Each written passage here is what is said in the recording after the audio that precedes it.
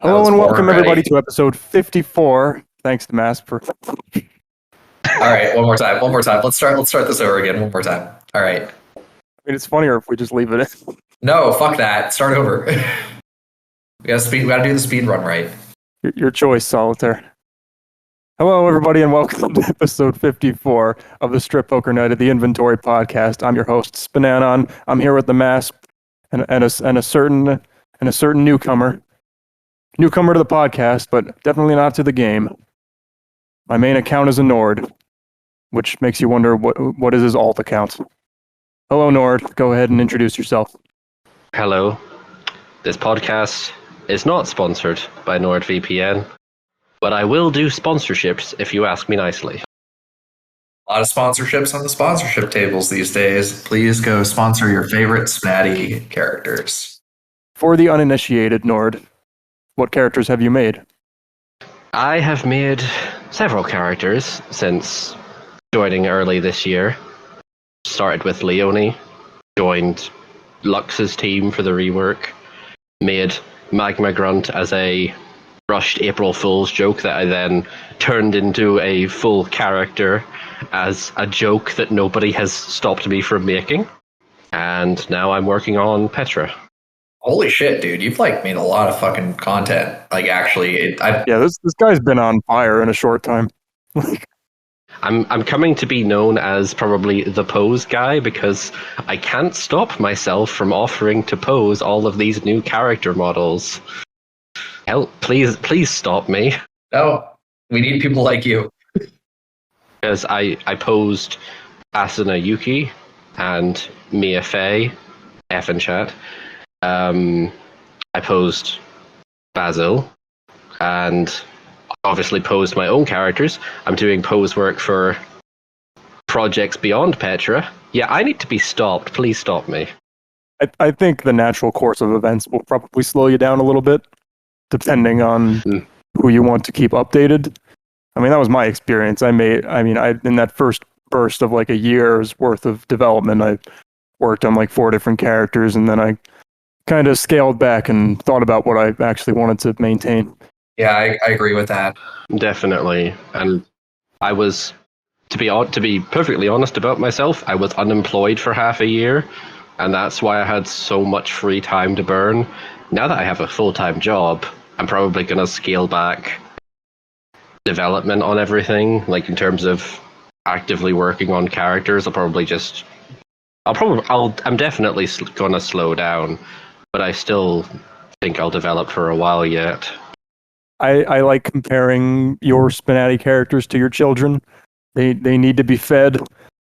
Sometimes they need to leave the nest, but no, they don't. You start off, you're having a good time. You keep on fucking. You have 4, 6 kids, and then you take a step back and pull your dick out for once, and you're like, maybe I should have stopped at 2. And then you stop paying child support on one of your children. Sometimes they're just grown up, and you can just let them go. I'm a fan of developing things that are currently fun, and there's a time and a place for everything. But yeah, good to have you on the cast. Is there anything that either of you two would like to plug real quick before we get started, or anything you're working on? A lot of characters in sponsorship right now. Please go sponsor them. If you are a new listener, which is kind of a miracle, please go check out the various sponsorship posts on the subreddit. And otherwise, keep at it, guys. We're approaching, I think I'm coming on my 5th year of SPNatI development, which is fucking crazy. Yeah, I'm coming up on it too. This hobby has lasted longer than some of my jobs. So, actually, all of them. Wow. Wow. I would also say go sponsor characters, and also, if you have the time and the inclination, play a game with some characters you might not normally play with and leave feedback. Because we have a lot of characters, and sometimes it takes a while for characters to get any feedback, and as just from a developer side, not getting feedback, you don't know what people like or dislike, if there's any ongoing issues you haven't caught. So just, even just a message saying, I enjoyed playing this character, good work, that can really help a developer keep motivation to keep working. I agree with that. It can be tough to stand out as a new creator now because there's so many characters on testing. It's a nice problem to have, but yeah. Yeah, I mean, some of it's because sponsorship takes a lot longer, which, I mean, I have my own opinions on that, but just, I mean, it used to be like a dozen characters on testing, and now it's like 40. 40. When I scroll through the channel listing on Discord of all the characters, mentally I think, oh, I'm in the main roster now. It's like, no, I'm just like 36 characters deep into testing. And we literally got another one today. Yeah. We'll talk about her next time. But speaking of feedback, be sure to visit the official 5th annual Strip Poker Night at the Inventory character feedback poll, posted just a couple days ago. It's already got like almost 150 responses. Very happy to see that. But you can leave detailed anonymous feedback on any and every and each of the over 180 characters on testing. So on testing and online. So if you ever wanted to just, get everything out there's something you didn't want to say before, or you just wanted to put it all into words, now's a good time to do it. Just go in, take a look at any of your favorite characters or any characters you'd like to see improved, and just put it out there. I really wish that like these podcast recordings could just like count as my sponsorships, because this is where I save all my feedback. That's an interesting take. I wonder if the mods would go for that. Just be like, hey, can like people who come on like the podcast, like, can we use podcast commentary as like sponsorships? Yeah, like that's actually kind of a cool, like, that's actually not an idea I'd ever thought of. That could be kind of cool, to be honest. I mean, Andres, I know you listen to these podcasts, so like every episode, I mean, so like, can you just take whatever I say here and like make it a sponsorship? Like I feel bad because I don't write a lot of sponsorships, but it's like I am giving feedback on all these characters. It's just in audio, and then I just kind of feel tapped out after that. I feel like I've said my piece.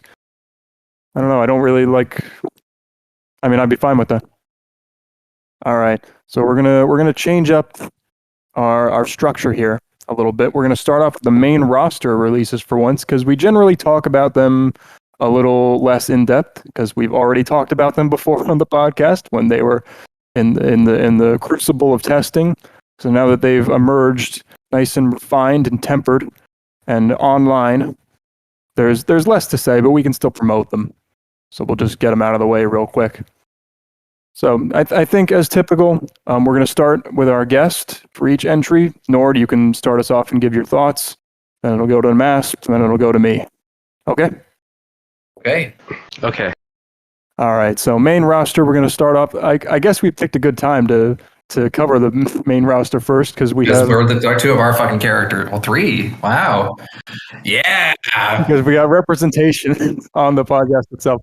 So Sucrose, the Harmless sweetie from Genshin Impact, the mask. You worked on this character. But we'll start off with Noire. So Sucrose is just one of those characters that dropped one day and was instantly a hit.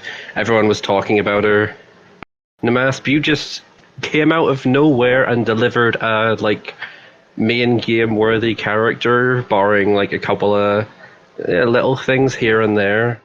My only critique at the moment would be that now that she's in the main game, are you going to keep updating her? No, never. Because it would be nice. No. Okay, I intend to upgrade Sucrose for a little while at least, but I'm just shit posting. There you go. Yeah, just because it'd be nice, just even if it's just 1 or 2 targeted lines here and there every so often, but you obviously don't have to update her, because I think she'll probably, like, even if she stayed the way she is now until the end of time, I think she'd still do well. Very cute, good art, good writing. Thanks. Horsekiller did a great job with her artwork, and I'm glad people like her. I do think I'm going to give her some updates in the near future. I've just been a little busy with some other stuff. That's fair. And I would say out of nowhere. Like she's my 11th character, so I think I've gotten pretty good at this. Does it get easier? It does. It gets a lot easier. I don't mind like people just saying like I'm done with this character. They're just online now. I'm satisfied with my work for them because I understand, especially when you have 11 characters, you need to do that at some point. You can't have 11 kids. No. But I think for me it would be like Sucrose, Adrian, Marinette, and Natsuki are the ones I really want to maintain, and then like the next character I have coming out, so I'll make an even dozen. Like when a person drops a character once they're online, my only issue with that is a selfish one. It's just if I was busy with other stuff and I didn't target them as much as I wanted to, it feels like it kind of missed the boat. Yeah, I feel you. But that's my only issue. What do you think about Sucrose? I really like her. I'm not so big on the shy, knock need sorts of types, but she's got a hidden dirty side that plays into it really well. She just shows she's not afraid to engage with the game on some level. I like how you used your biochemistry knowledge. It's like a match made in heaven for you. I really think that it's like there are characters that you get to work on that are just like, yes, this is going to be a cathartic experience. Sucrose really was that. Like I tend not to go for the super shy types either. I tend to go more for like the awkward weirdos, and Sucrose just happens to be both. And I don't know, I'm not a big Genshin Impact player. I've never touched the game, but I really enjoy the character, and I'm really glad people like her because she's a lot of fun to write and engage with. Please feel free to target Sucrose, and you'll get responses back. Was it because of like the ease of writing her that you just kind of jumped into the project? I actually don't know why. I don't remember why I picked this character up, to be honest. You were just overcome. I just thought she looked really cute, and then I'm like, her personality makes total sense, and I just was like, it has to be done. And I also wanted like something where it's like I've been working on like hypothetically, I've been working on this Marinette update for like years, and I want to do it, but I didn't want to work on it until like the most recent season of her show is completed. Mm-hmm. So I just wanted to kill some time by doing something else, and I did, and it's been great. 10 out of 10. Yeah, I'm glad we got a great character out of it. I think you still got it. I still got it. And now, whenever you want to. And now that Sucrose is in the game, all the Genshin Impact characters are going to start flooding in. That's the idea. I got to be first into the fray. I know we've got Noelle and Hu Tao coming out. We'll talk about it in a little bit. And apparently, a Barbara is on the way. Oh shit. Anyway, Sucrose, really like her. I also wanted to see if I could lie my way through another character again, because like I haven't done that since Say, where I like never played Valhalla, and then I helped that one. So I'm just gonna go ahead and say I did it without playing a single hour of her game. So go me. Also, lots of respect for creative and effective use of the changing font size to show her trailing off. Thank you. Muttering to herself. Oh yeah, that was really well done. Oh, I should post a GIF of her. Here's a weird one. She's like a sticker. All right. That's Sucrose. And we're moving on to Noire territory. Oh boy. Next up is Leonie Pinelli. Liza Minnelli. From this is cool. We never had a Fire Emblem character in the main game. Can't believe that she's our first. And such a good one at that. Lots on testing, but one finally graduated. Yep, got in first. Congratulations. I like Leonie a lot. I think I definitely wasn't. I will admit that I wasn't super impressed when she came out, but I think she's grown really, really well. I think it's like really interesting to have her as this like fighter tomboy type, and still managed to like. The game has really needed someone like that for a long time, while not being like kind of like, oh, I'm a fighter, but I'm like secretly super awkward. Like she's just like a delight to play with. And I'm really glad that she came out when she did. She's got a really good variety of lines and interactions.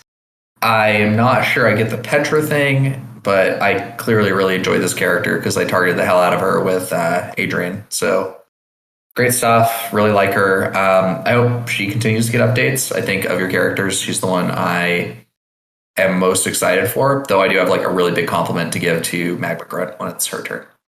So I think it's overall great. Do you mean the dual forfeits with Petra? Yeah, I don't think I get that, but If I can be honest, that's entirely just me shipping them.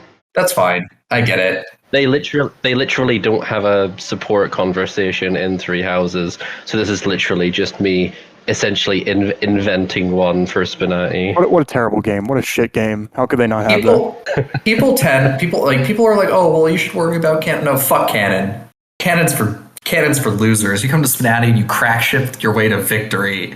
You heard it from me. If you don't crack ship as part of this game, you're not trying hard enough. And not trying hard enough shows a lack of ambition. So good for you, Nord. I don't understand it, but I celebrate you anyway. Crack shipping's a big part of this game. If we're not here to crack ship, why are we even here? Thank you. You're right. All right. So anyway, Leonie's great. I really like her. I hope crack ship Mayo with the player. Please continue to develop her, because you clearly have a lot of passion for this character. And I think like you're getting, Nord, this is just kind of like an aside, but you're getting to the point where you have enough characters on the main roster, or what you should be doing is whenever a new character enters the testing tables is you just bukkake them with lines. Like I did this like when I was at my the height of my SPNatI career. And is that another word you've taught Napsu? Bukkake? No, it's actually, bukkake is actually not the sexual term. It's actually like anyway, whatever. It's like a noodle thing also. So I can go order a bukkake bowl if I want. Well, actually, I conducted a training. I actually conducted it anyway. I'll ship post more later. Bukkake. So anyway, I would just recommend doing that, because I remember when I was like able to do this with like 5 or 6 characters and I had the time to do it, that it just makes the game better, because it makes people stay, it makes people feel welcome. So, if, I don't know, someone drops tomorrow and you start hitting them with, Leonie, and you start hitting them with Magma Grunt, you start hitting with all these characters, you'll be able to continue to develop your characters while also making the place even more welcome. So that's my big tip. I like Leonie a lot, and over spinning on. Oh yeah, I agree. Just it's kind of, that's one of the reasons I like to make a point of just targeting any new character that drops onto testing, just to give them that welcome. And it works. Too. Just to engage them with the game. Yeah. And learn by doing with the targeted lines. For sure. Of course, I do that even with creators who have already proven themselves. But hey, that means I know I'm going to get some responses. Mm-hmm. It's fun. It's always just it's a nice little present when you wake up. It's like, oh, I got some responses. For one thing, I'm surprised it's taken so long to talk about her on the podcast, as she's just been pushed back again and again. This is why we're doing it first. All right, anyway. We talked about her when she came onto testing. Like last year. No, it was this year. It was the start of this year. Like the summer was basically like a null space for me. So anyway, yeah. So, Leonie, I'll be completely honest. I joined the community like a headless chicken, asking for help to make Petra, and Horsekiller said, "Hey, I don't have a Petra model, but I've got a Leonie model. If you make Leonie, I'll help you make Petra." He didn't make the Petra model, but he did provide the Academy uniform, so that's something.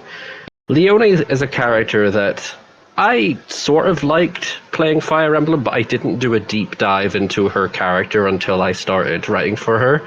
And now she is one of my favorite characters of all time. She has a surprising amount of depth to her.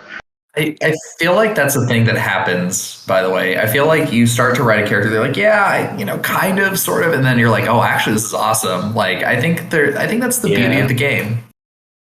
This is a case of an artist only seeing the flaws in their own work, because I see all of the beginner character syndrome issues with Leonie, where she's got a couple of quite bland, matter-of-fact lines here and there. But I'm hoping that people find her, a lot better than what she originally was, where she was really rigid early on. I tried to lean more into the, her true personality of being tomboyish, very affirmative, but also having, a kind and understanding side. And as mentioned, the stuff with Petra is literally just me shipping their complementary personalities together. Hey, I like her, man. Yeah. cute tomboy. I like the stretching poses. Like the fitness and the sort of live toned aesthetic. Not overly muscular, but nice and fit. It's a good look. Mm-hmm. I like her.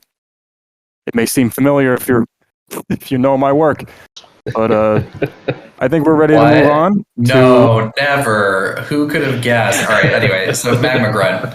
So we covered a character by Nord, and let's cover a character by Nord.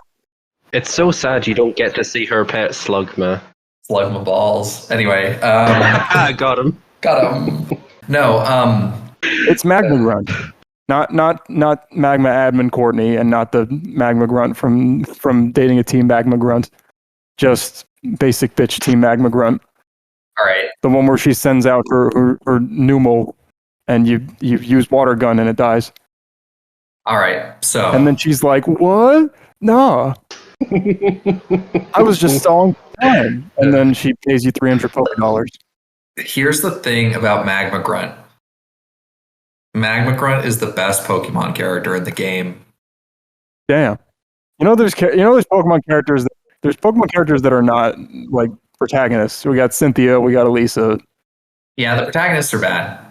Like it's very hard to do them correctly, and I hope someone makes me eat my words. But like Magma Grunt is like they're not bad from like these characters are just trash, garbage, poorly written. They're just like not accessible in the way that like Magma Grunt is. Like Magma Grunt makes complete sense. Like absolutely well done. She has a personality that makes sense for her. Like the art is good. She relates her setting really effectively for someone who does not give a fuck about the Pokemon franchise, while still being like someone who you'd like hang out with. Like that's the thing about like the inventory is it's this like multiversal place of like fucking weirdos getting together to like fuck each other. And she does that really well. And she engages with the players, she engages with like the rest of the cast. And she's like kind of a villain. Like, I mean, she is a villain, but having a villain at the tables is not the worst thing. Like, so much personality. An ineffectual villain. Yeah. I mean, I think she's fantastic. Like, I think, 10 out of 10, dude. Like, well, maybe not 10 out of 10, like 8 out of 10 with +2 for creativity. So you did a really great job. I like Magma Grunt a lot. I do hope that as like a character with April Fool's origins, she doesn't just like get abandoned. I hope that you use her as like a chance to like initiate conversation with other people, especially because like she can just be a jerk, right? Like that's the beauty is like not every line that you get like into your character should be like, oh my god, your butt's so cute. It should be like, hey, you stupid idiot, I'm gonna beat the fuck out of you with my Slugma. Like that's great. Like I think that's the beauty of it. Hey stupid, you shit with that ass. Hey girl, you shit with that ass. Yeah, anyway. So I like that. Good stuff. Keep at it. Damn girl, I want to see your volcano erupt. I think what makes Magma Grunt work so painlessly compared to a lot of other Pokemon characters, even like the gym leaders and the champions, is that she has other things in her life besides Pokemon. Even if that thing is being an environmental terrorist cult. Honestly, there are worse things to be. That's a character trait, It's like it's something that like fills her daily life, and it's not just her like jerking off her Pokemon or Well. No. I think in a game like this, you wanna have like one really strong pitch or premise, and like character plays. A player picks your character, and a couple rounds in, they're like, okay, got it. This is her deal. That doesn't mean they have to be totally one-dimensional, but it means you should kind of get a feel for how she's going to be and what she's going to talk about. And it's lots of little things that make her, even though she's kind of a jerk, she's like a realistic jerk. She kind of feels like a real person, It's little things like she's just checking her phone when she's bored. Yeah. You'd be okay to like hang out with this person in real life. Like she's not the person that you'd be like. This is the type of person you'd like date like right out of college. You'd be like, yeah, maybe not, but it's fine for right now. Other Magma Grunts are like, hey, can you fill in my shift? And it's like, fuck off, dude. No, I'm busy. I want to play video games. I want to read. There was a line like that made me laugh. Because Because it's just that sort of It's very relatable. verisimilitude is just really nice. Yeah. I love it when you get in the character's head like that, and you're not just saying canned lines. You're thinking, well, how would they actually conduct themselves at a poker table like this when they're just waiting around? Like I tried to do that with fidgeting with clothing. Someone made a report in like Maya's channel today. It was like where they like the pose where she's like pinching her bodysuit a little bit and peeling it back, because that's what you would do when you have a bodysuit. Like, all right, let's adjust this a little. So it's stuff like reading her phone that I think really adds a lot to a character, and it keeps them interesting even when nothing interesting is happening, because they're like, oh, that's pretty relatable. Well, thank you for the high praise. I will say that originally she was a mess. Like April Fools, she was straight up rushed. Literally like 300, literally around 300 lines. Just get her in for April Fool's Day kind of idea. She was. I don't think anyone had like sky high expectations for April Fools. Yeah, but I am not a fan of the April Fools sections of this game. Like I will just come out and say it. I do not like April Fools. I have no fun or joy in me whatsoever. Anyway, sorry, Noire, go ahead. I can't believe this. No, I had some fun with Lola Mom. Oh God. She originally was like inspired by the Dating a Team Magma Grunt comic, and I tried to work that sort of personality into her. I forget who exactly said it, but I know at least one person said, "Why are you making her just another flustered, cute anime girl? Really lean into the juvenile delinquent angle and you'll have a much better time." And they were right, because I love writing for her just as this little gremlin fucking, yeah. It's good stuff. It's good stuff, dude. I think you talked about like why does she have her phone out, SPNatI, at one point in the past, and the whole idea is basically just she's literally just checking her phone between rounds because she's gets bored easily, and she like checks the group chat for memes. That's great. Because of course there's a Team Magma group chat. I love the pouty face she has on. Like she's probably scrolling through Twitter and getting mildly angry. Yeah. Posting incendiary, reactionary content about Team Aqua. Hashtag water sucks. Hell yeah. One thing I do want to try and lean into more when I continue developing for her, because I do want to continue putting out regular updates. I just have to find the time for it. One thing I'm going to try and lean into is... I think you'll find that like it definitely comes after like you're not having a character on test, like 100%. Yeah. After the honeymoon phase is over.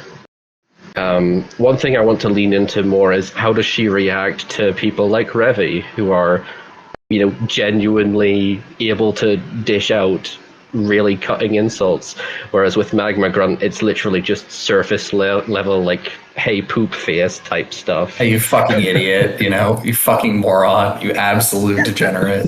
Like Revi's that clever. No, but, well, not clever, but you know what I mean. Revi is literally like, who the fuck do you think you are, you little so-and-so? Harsher words I don't really want to say. I guess she cuts at the heart of the issue a little bit more, I guess.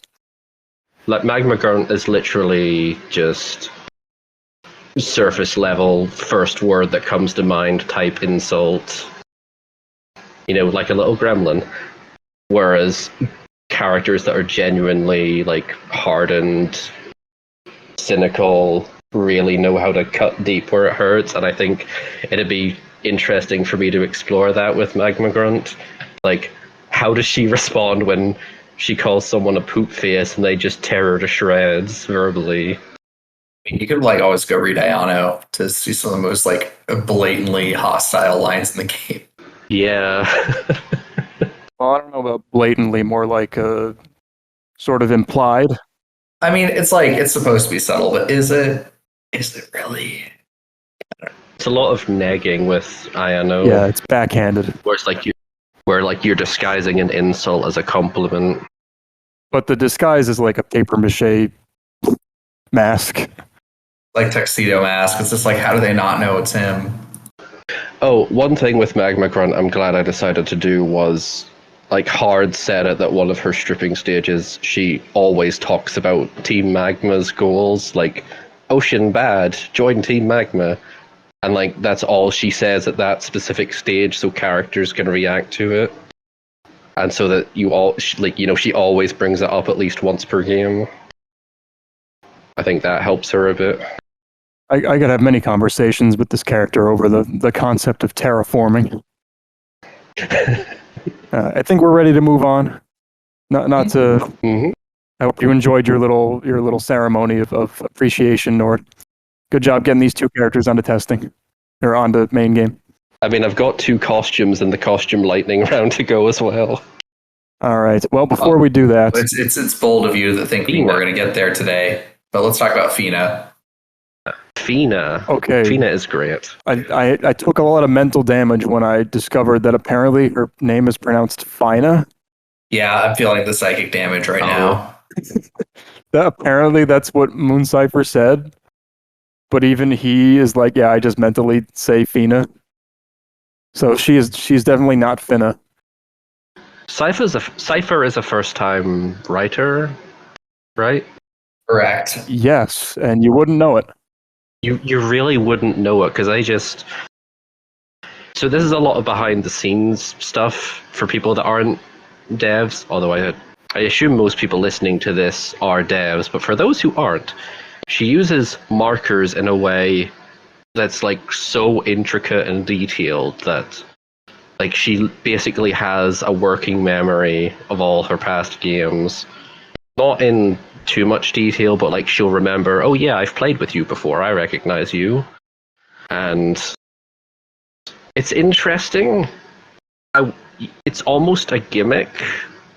In fact, you could argue it is a gimmick that she has this working memory that goes beyond like even Chara. That's another one that'll give me psychic damage. Is like a good Chara. She's the polar opposite. She's the hero-aligned Chara. She literally reacts that way too because they both remember games. She's like, "Why'd you put me with this bitch? Why are you playing with her more than me? Yeah. Are you some kind of fucking murderer?" Fina has over 4,000 lines, which from a first-time dev is incredible to me. And 2,000 of those are targeted lines.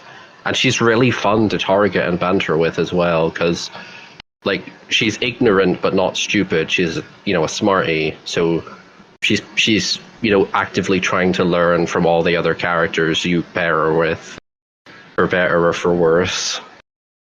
That's a good way to put it. She's ignorant but not stupid. She's still an intelligent person. She learns literally. The only improvement, like the only flaw I could nitpick at, is that her stripping poses still feel a little basic. So if Cypher wanted to improve her more, those could be worked on, especially the taking off the dress one, which is just kind of falls into the thing of here it is and it's gone like magic. But that's really the only thing I can think of to criticize, because everything else is so good. I'm guilty of that sort of thing too. Dresses are not easy. Yeah, I know they're not easy, and I feel bad for even suggesting it, but that's really the only area I could critique. Namasp, you're fucking lucky. Your bodysuit character, she just magics it off. Yeah, die mad. It's part of the practice.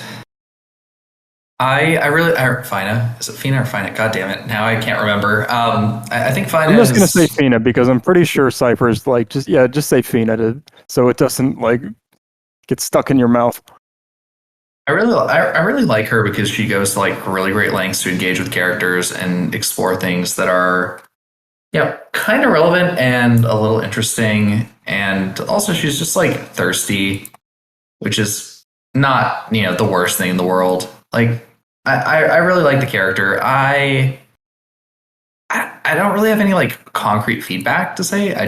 I like her. She's not my favorite character, admittedly, but I do really like her, and I think she's really cool. but I think it's kind of like it's sort of like I've never seen her mad about something in a game, but I think it's okay to have characters that are just kind of nice. You know what I mean? Like, there's nothing wrong with that, and I think she's good. Have you played with Chara and her? She gets a bit mad then. Does she? I have not. So They're like two sides of the same coin. it's like black and white. God and the devil. Yeah, I like her. I wish we had Sniper on this podcast. I know he talked about like what his motivation for making her remember stuff so much, and I think it was some kind of metatextual, like this is like that's your experience with her in Skies of Arcadia itself, where she slowly warms up to you, and it's like, damn, I did that with Maya, or I tried to, but I didn't make it a multi-game process. I didn't think players were gonna pick her more than once unless she was like she made an impression the first game. I'm pretty sure Fina. Not that she doesn't do that. Fina, I mean. Fina can remember if you change your tags, and I don't know if this is true or not. I could just be making this up, but I think she remembers if you. Did you gain weight? No, it's like she can remember if you change your tags, and then remembers if you change them back to the original. I think. Maybe. Yeah, it's the detail work here is phenomenal. I think the big problem I run into with like characters like this is I don't have the attention to detail necessary to appreciate their attention to detail. But yeah, they're really good for what they are, right? Like my issue with these characters like this is I always play on fucking incognito mode. Doesn't save anything. Also, let's not forget her little friend. Pupil. I love it when characters have a little robot buddy like this because I can draw comparisons to robots from other shows. No, well, do you have thoughts on this? What? Do you have thoughts on it, or it's just cute? Pupil. Cute pull. Yes. I like the poses where he just kind of bobs up and down. I'm really glad they invested in getting a like 3/4 view pose so that it's not always staring into your soul. It's a little less creepy that way. I have some bad news. I looked up the wiki. It is indeed Fina. No. Which I'm gonna put that on the localizers. Why didn't they spell her name? So you pronounce it Fina. I think it's because in Japanese you can put whatever characters you want for the equivalent Western spelling. So you get a lot of weirdly pronounced names when translated. Well, I mean, it's right there. A more accurate transliteration, I guess, would be Fina. You know, Faina. It's messing me up, man. Normally, I'll be the first to say, I'm not super big on the meta gimmicks where it's like, oh, I remember you, player. It's like, okay, get your tits out.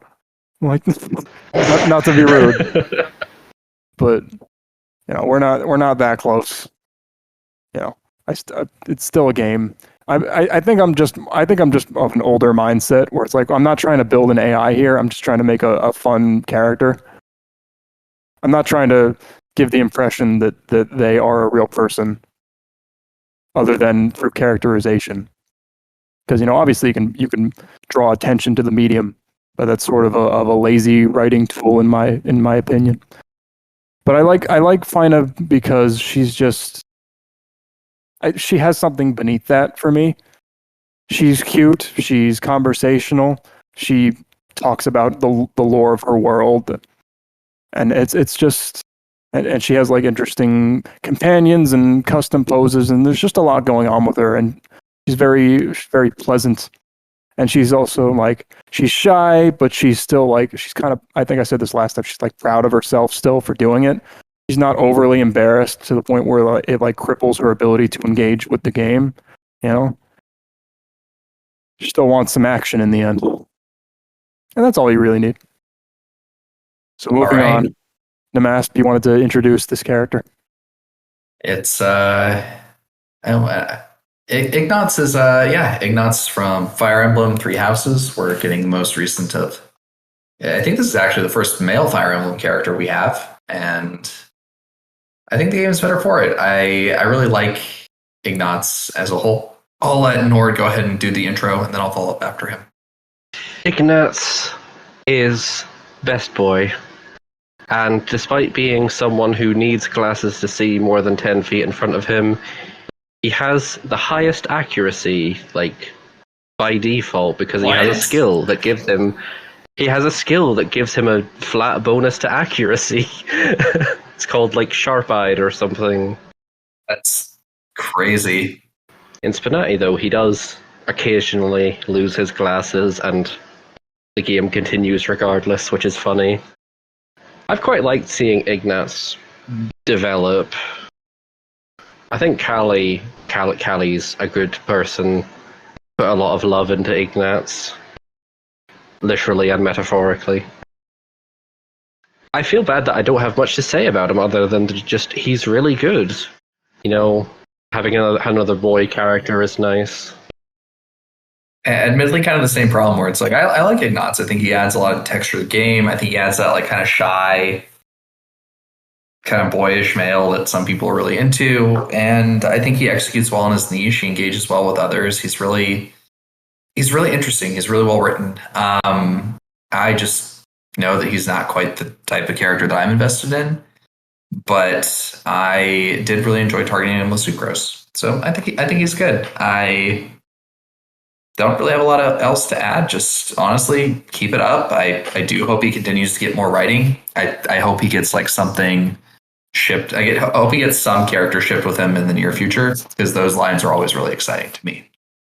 I am 99% certain that's going to happen when Raphael enters the game. Oh, it's that kind of shipping. My God. Oh, you better believe it is. Who tops? You know who tops. I want to say, have you looked at Ignatz? You know. You fucking know. I always want to say Ignatz, just reversal of expectations.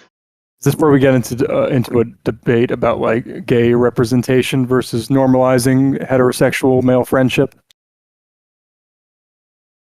Perhaps. But this also goes into the territory of, if we're not here to crack ship, why are we playing the game? True. I think Ignatz does a lot for people who want what he's bringing to the table. And I like this, despite him being sort of the shy, twinkish type, he's not like a complete pushover. He's just, the sensitive type. Yeah, I really like that about him. Yeah, that's really, really good. So it's a twinkish type in a realistic sort of way. So yeah, definitely an added value to the game, and I hope he continues to see development. Definitely. I hope he keeps getting the same amount of, well, not the same amount of love, because he was in sponsorship mode in testing for a long time, and I think he's really come out the better on the other side. So, but I still hope he gets regular, just content updates, even if it's small stuff, like targeting new characters, like you mentioned. I believe that concludes our main roster backlog.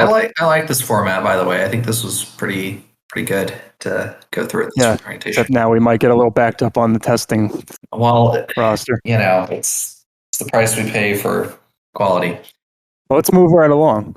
Cool. So now we are into the testing roster. We have a character who was released just before last podcast was recorded. So unfortunately, they fall into the margins here. Day of, I think, actually. We have a character whose game was never officially released in North America. But it's okay, because you should just play the fan translation anyway. It's probably better than anything official Nintendo would put out. We have Bear Tiger herself, Kumatora, from Mother 3. Here she is. Psychic power, cute tomboy type in a big old sweatshirt hoodie. There's one pose in particular I have to call attention to for activating the neurons, and it's this one. I was hoping she'd have a pose like that. Yeah, that's a good one. Agreed. It'd be especially good if she took off the spats first and then did a similar pose. Ooh, that could be good. You might be onto something here. Blue Jay did the art, I that'd believe. be a cool thing to do with like her finished stage is to like have the put the hoodie back on and be like naked underneath, so she could like zip it all the way down and lift it up occasionally. I don't know. It's a look. Rubber Corgi, Blue Jay, please make that happen. You can get creative with the finished poses. Is what I mean. They should have something unique about them. Like Megamix, he's dead. That's a good example. Do something like that, or like I said last time with Noelle, like sweeping with a naked apron, something like that. Art by Blue Jay, very impressive, like first showing for Rubber Corgi and their first writing work. She has a lot of meta humor lines that really only make sense to people who have been talking to other developers for a while, and I think that's okay in moderation, but they do have the potential to fire a lot of times in one game, and I think that might detract from her character if she makes, too many meta jokes like, hey, the dealer's Luigi, please laugh. Is that the most recent meme? Is Luigi the dealer? That's been a meme for months. I think that's kind of a symptom of the tunnel vision you can get where you start appealing to only like the couple dozen devs that are on a Discord server, and you don't think about the thousands of people who play her and be like, what the fuck does that mean? Yeah. It's only, that specific one's only in a swapping cards case anyway, so it doesn't really matter. But I'd just be worried about having too many meta lines, like about hand quality and the like. I'm accentuating the negative here, though, because generally speaking, she's really good. I would just be wary about doing too much dev humor. Aside from that, more targets and banter with other characters are always nice. She's in sponsorship right now, and I think she's main game worthy. So it's just a matter of appeasing the board of directors, so to speak. Yeah, I mean, I think I really like Kumatora. I think she's really cute. I think the personality is really actually impeccable. Like, I don't really maybe pick up on the memes as much, but I think she's really cool. I look forward to targeting her with like Natsuki and probably some of my other characters. I really like the fact that she's like a tomboy, but she's still very much here for like the I'm here to bang, and I will bang whoever I like you cannot stop me. I'm an unstoppable horse. I like her. The art's really cute. Personality is really good. Simple is fine. Good stuff. Great job.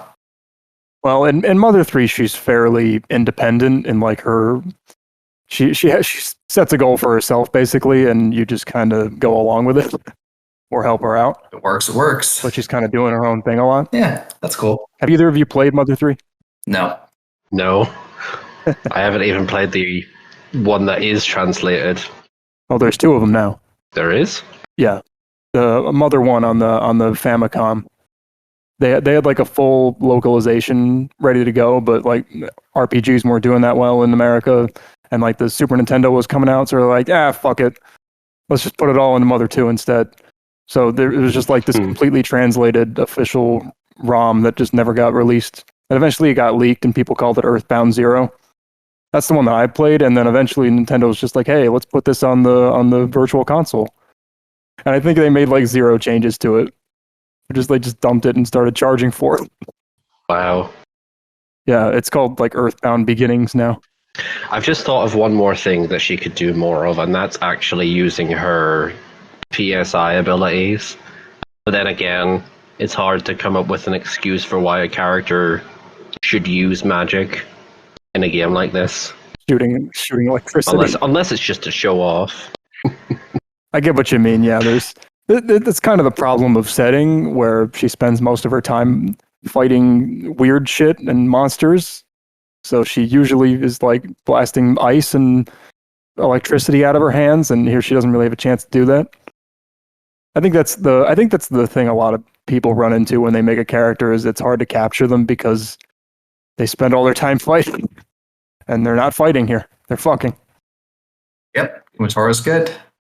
I actually have played Mother 3, and I think my main criticism of her is she leans a little bit too hard on the references.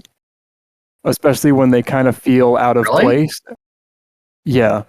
Maybe I'm just retarded, but I didn't like notice that too much. So that's kind of my. I don't know. Maybe it's weird. I mean, maybe it's because I know the reference. Maybe if you get the references, you see them more, which is maybe good in a way. But at the same time, some of those were like deep cuts where like it's been a while. I played Mother 3 like it's probably like 8 years ago, and I'm like, what is she talking about? I vaguely remember that. I mean, there's a lot of weird one-off shit in Mother that's kind of the whole point. So it can be hard to remember all of it. Like the whole game, the whole appeal is just like you go around and talk to every NPC and they say weird shit or something funny, and then the enemies do weird shit. This is weird. I know enough about the Mother series to know that it's one of those widget games where random things happen for the sake of comedy and then are never brought up again. So I just assumed that was perfectly fine for Kumatora to do, to represent Mother in general. Yeah, but there's a difference between having that stuff come up as part of your overall tone and then like bringing it up all the time when nothing that weird is going on.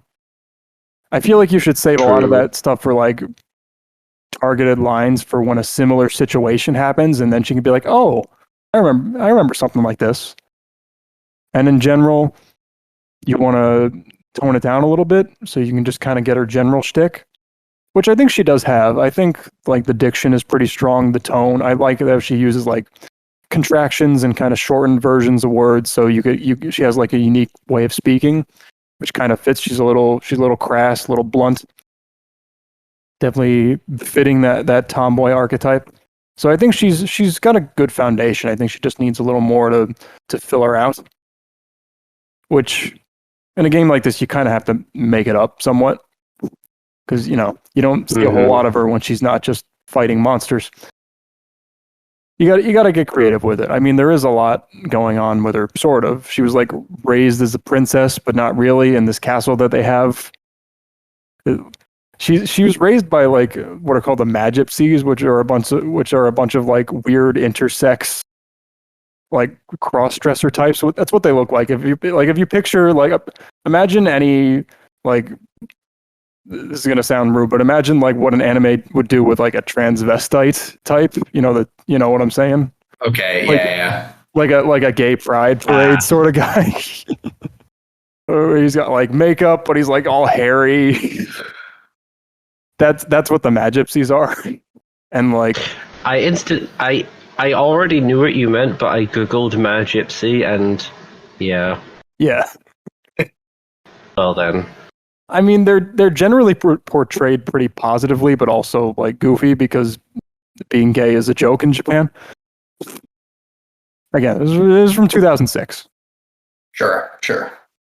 So you could get a bit into the whole intersex concept there. There's like a whole scene where like the main character is basically like touched by one of them in a hot spring, and that's what awakens the psychic powers. What? Yes. What? That's what happens. He like meets you climb up a ladder on the side of a cliff on like a fucking desert railway, and it's like a hot spring up there, and just like, oh, come on in, little boy. Wow, that's 2000. I'm gonna reach deep inside you. 2006 was a different time. Oh, This is what I mean by just random weird shit happens. And it's never commented on again. Anyway, I really like where she is. I think it's sort of the rookie mistake of the references are a little too ham-fisted. I wish I could point out some specific examples right now, but because she was released like a month ago, it's been a little while since I played her. But I like where she is overall. I think the model itself is probably the best adaptation for that art style you can do. You can see in this GIF they're very like kind of asexual clay models most of the time, where they're just kind of rectangles with limbs. So there's not a whole lot you can do there. You can't really go source accurate, because then she looks not. Well, not Good. necessarily like a child, but like just a weird. She looks more like Navi in that case. She looks like a different species. Yeah. I mean, I like the attempt to not go like pure just anime eyes and like try to keep the black eyes somewhat. Yeah. The style is really cool. I really like it. Yeah. I don't envy Blue Jay's job here because this is an example where trying to go 1-to-1 is probably not the best idea. It's a really good interpretation of it, I would say. Just her model in general. All right. So I like her overall. Time to move on. Let me repost the agenda here. We are moving on to where player Kyou? For player Kyou. Here, player Kyou. Namas, would you like to give the lore on Kyou? God, what a fucking... So, back in the Halcyon days of 2016, Arndris released Nagisa to the game. And Nagisa stayed the same way for a very long time until last year, where she got an art update from Horse Killer. And somewhere in the intervening span, she got an epilogue that had Nagisa playing with several of her other classmates, of which there is a character named Kyou. And at some point in this process, I believe there was this person who was like, oh, Kyou appeared in this epilogue, where's the character? And contacted like... I just realized this doesn't work anymore because the UI doesn't look like this anymore. But like, where is... Yeah, so basically this is not how the epilogue looked like, or the game, but you know, the point still stands. So basically, someone was asking the SPNatI Twitter is like, where's this character? And the person who's running the Twitter is like, well, she's not a real character. And the guy like posts the screenshot of like the epilogue and it's like, where player Kyou? And it just turned into this like incredible shitstorm of this person just asking, where player Kyou, where player Kyou, where player Kyou, and are generally harassing the Twitter account. I know you have her. You're hiding her. I know you have her. It's just like, why? So anyway, like we're withholding her for some reason. Yeah, it's like that's basically the depth of the deep lore, but you know. Well, apparently this guy is like this guy called he's called Dave. He's like a notorious like a Chris Chan type. For his whole life, his whole pathetic life. Oh no, I didn't know that. Cataloged online, where he just like starts shit with people. Really? I don't know what happened to him. I guess Chris Chan is in jail now, so maybe Dave isn't that bad. Maybe, yeah, fair. That was a roller coaster of history I just learned. But now she's actually fucking here. And so tell us how you feel about her. I've played with her twice now, I think. The first time was when she literally just dropped, and the next was about a week after her art update, actually. I don't know anything about Clannad. I haven't really played with Nagisa. I've played a couple of games just to have another cute girl. This is done by another first-time writer and artist. I'm really glad they listened to feedback for the art so quickly. And they show great promise. The art's good now. Could use even more refinement, but I wouldn't be able to give input on that because again, don't know a thing about Clannad. I think it's a visual novel. Yeah, they turned it into an anime. It's a visual novel and an anime. Yeah. I think I would say she should engage with other characters more, so that she can get her own personality across. From what I'm picking up, she's a sort of more affirmative, maybe even aggressive kind of character compared to Nagisa. Because I remember her having really blatant threats towards the dealer, which, on another thing, is sort of a first-time writer mistake. Just don't... If you're a first-time writer listening to this, don't draw attention to the dealer. There is no dealer. The dealer is a random number machine. I feel like the best option at this point would be to like the Poker Night solution where the dealer is GLaDOS. Yeah. I don't quite know what she offers like at the table yet. Not really through any fault of her own, but just I don't know why I would choose this character that I don't know over someone else, for example. But overall, I think the dev shows a lot of promise, has been listening to feedback, has Arndris, supporting them through Nagisa. And that's about all I have to say, really. Keep up the good work. Keep improving, keep iterating. Don't be afraid to cut out older dialogue that doesn't work anymore after a couple of revisions. Yeah, not a lot of hard and kind of like salient opinions on Kyou. Like, she's kind of like a tsundere type. She's a little bit more aggressive. I don't know. I just think targeted lines are kind of the way that she'll make or break in the game. Like, I think the art's okay. I definitely think that it's hard to put her on a table with Nagisa, just with Nagisa's new model. But like, the thing with any schoolgirl character is like, you need to give them some incentive to like reach outside themselves. And I, as someone who doesn't really know Kyou that well, like, I did watch Clannad like a couple of years ago. I kind of need to see how she interacts with other people to really determine, her kind of merits as a character, because as it stands, it's sort of the generic schoolgirl syndrome. And I like the meme that Solitaire posted in chat, but that's really I got to add. Really, I don't really have anything to add except it would just be nice to see her engage with her characters more. I think the basics are strong, but I don't think there's anything there that's like particularly novel. Focus on what makes your character unique. It's tough. It's a tough sell. Here's another Japanese schoolgirl with no superpowers. It's a tough world out there. Same with like if you're a Fire Emblem character, just in general. It's I consider this a very like watch this space. Yeah, I think that's kind of the sense that I get too. I think there's more coming. Yeah, there's not a whole lot there yet, but this is a completely new dev. They refurbished her art pretty quickly. I think it's Kisuke is a very high skill ceiling, and it's hard to fucking get there. Fucking hate Kisuke. Like, I will never touch it again. There's definitely a point where like you understand belts, you understand hair pieces and ribbons. There's like the baseline where it just looks completely defaulty because you don't know any better, and then there's like you take the first couple classes with Horse Killer or whatever, and it's like, okay, now you can make something passable, where it's got some level of like detailing and shading. And she's already there in this short time, which is promising to see. I think a lot of the stuff wrong with her is just typical rookie dev stuff that as long as they keep at it, they'll kind of grow out of.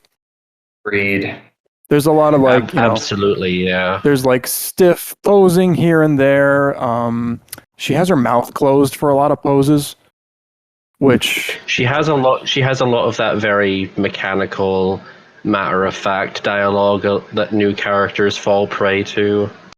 Yeah, like not everyone has to agree on this, but it's just the sort of thing where like so many of her poses have like a closed mouth when your characters are talking all the time. I mean, this is just my personal opinion. I feel like most of your poses should have an open mouth. That's not easy to do and to make them all look unique, but I don't know, it takes me out of it a little bit when they're constantly talking and their mouth is always closed. It's other little things like you can see like she doesn't move around a ton. It's there. You can see they're kind of getting the feel for it. And I hope they continue to iterate and revise this sort of stuff. Dialogue, there's a lot of the typical commenting on just what's going on, and then like typos here and there, not using commas correctly, which I'm always rooting for him to figure out the comma thing. I know it's not easy. I'd say the biggest thing holding her dialogue back right now is she's very confident that she's going to win, which means she talks a lot about how she's doing and how she's going to win. And that's very boring. No one cares. You're probably going to lose. Stop it. Look, I made the same mistake. She's competitive.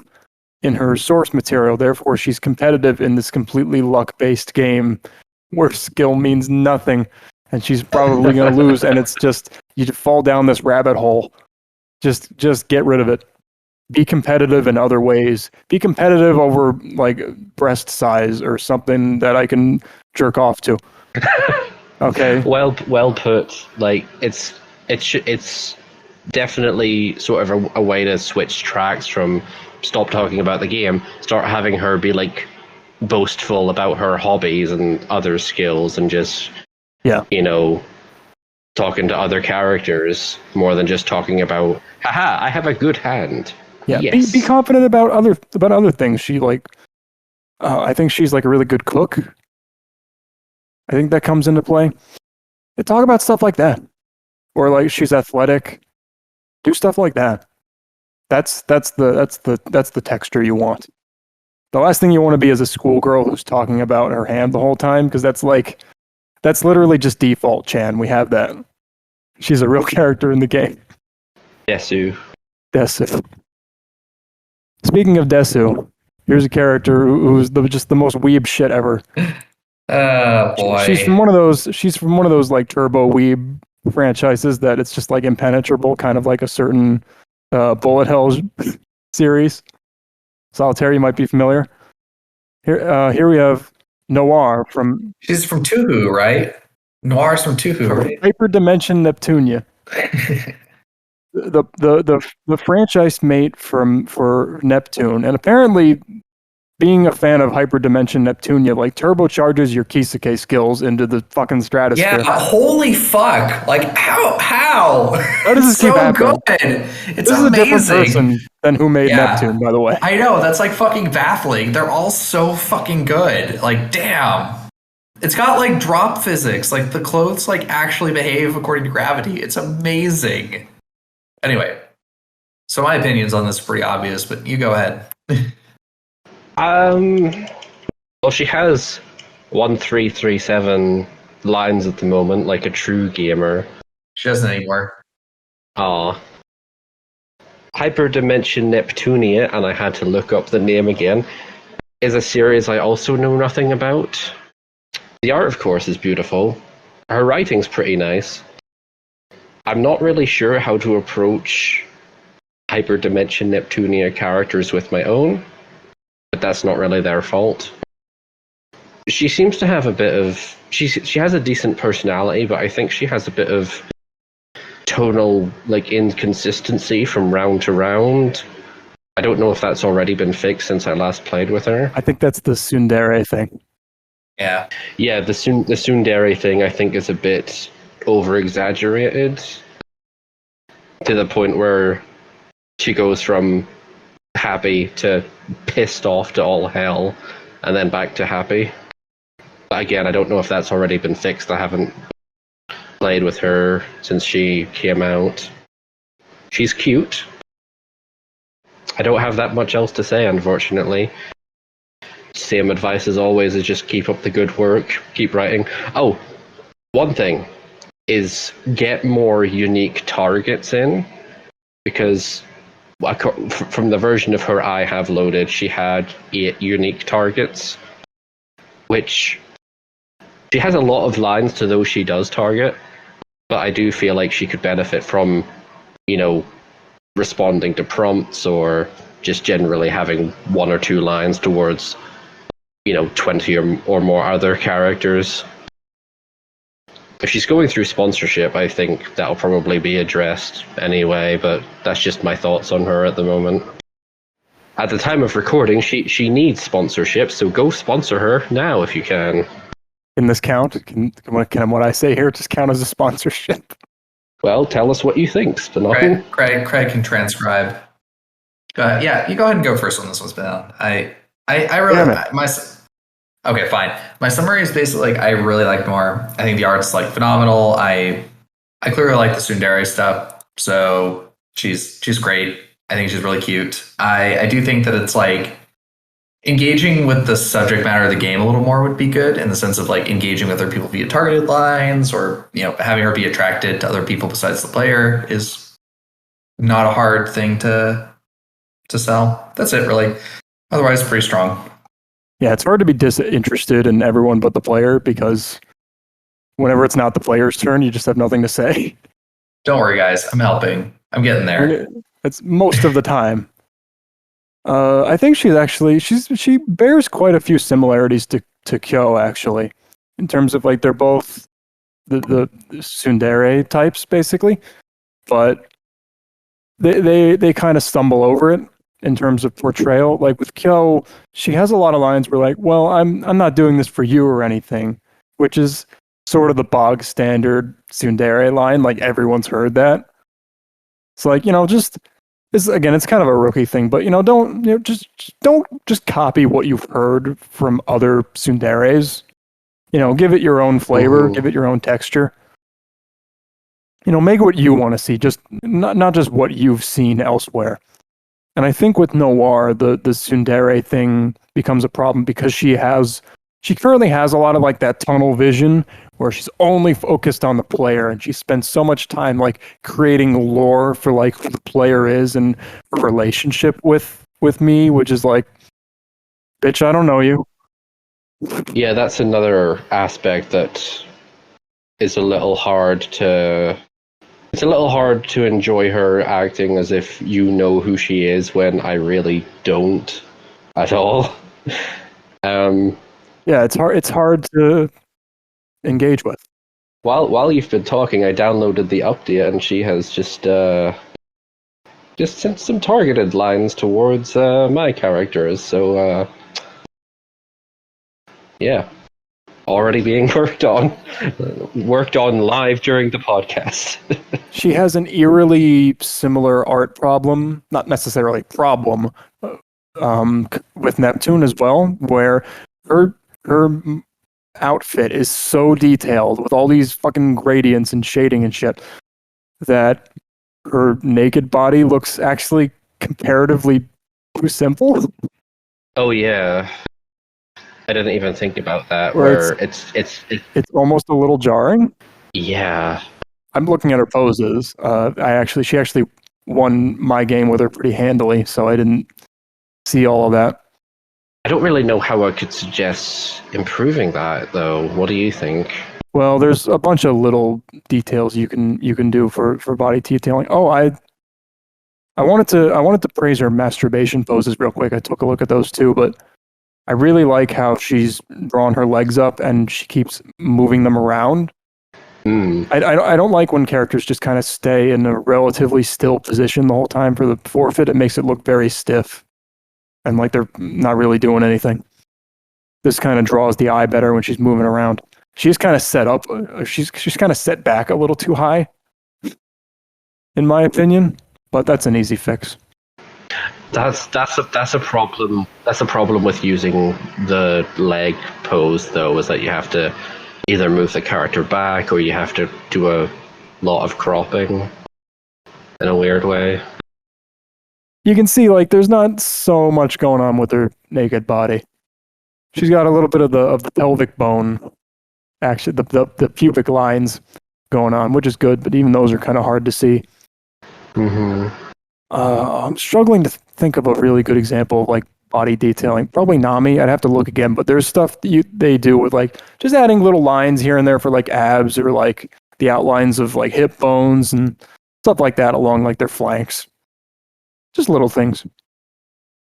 I like where she is overall. I think she just needs to expand her horizons a little bit and not focus so completely on the player. It's always such an irony that so much love goes into the clothing when the whole point is to get rid of it.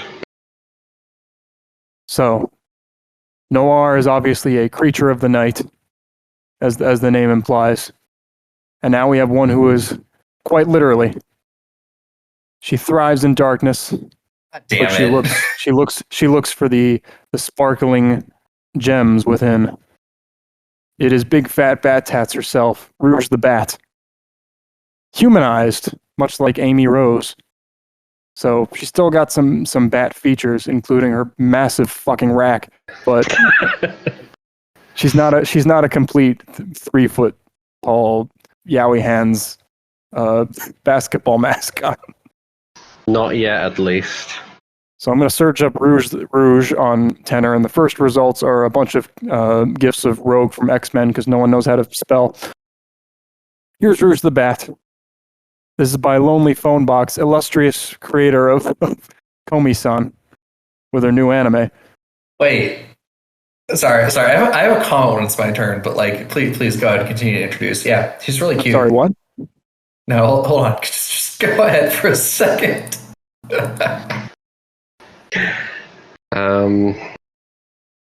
Second Sonic character, really good in terms of writing. I would say it's a really good interpretation of humanoid, or not humanoid, humanized Rouge. I don't really know what to say about her. She's good. Well done. Interesting removal order, actually. Yes, that's probably the most striking thing about her. I almost forgot about that. Whoa, I did not know that Phonebox wrote her. I thought he just did the art too. That makes a lot of sense. No, he's all the way, man. Oh my god, yeah, dude. There's like some I want you to look up the line. I want you guys to have your character editor open, and I want you to open up the dialogue to where she's talking to like Amy and Amy DDLC. Because like I realized she targets both Amy's quite a bit. I wonder why. And there's there's this one line that's like, is Rose implying that she just like cucked Amy? Is that a thing that just happened? What? Yeah. Go look. It's an opponent surfing stage 5. What the fuck, dude? Can you post this? Anyway, I don't know how to link to it. Hold on, let me get a picture of this real quick. But anyway, Wow. I found it. Wow. I like Rouge. I think Rouge is great. I think she's really cute. She's a really interesting character, and Oh god, she's talking about getting her fucking tubes tied. Yeah, wow. There's a lot going on here, and it's all very like what a difference. What a difference from Komi-san this is. Okay, I see something like should you ever want to know exactly how to blow Sonic's mind in the bedroom? Now you know who to ask. What the fuck? My God. I have to assume that that's trolling. It is hilarious.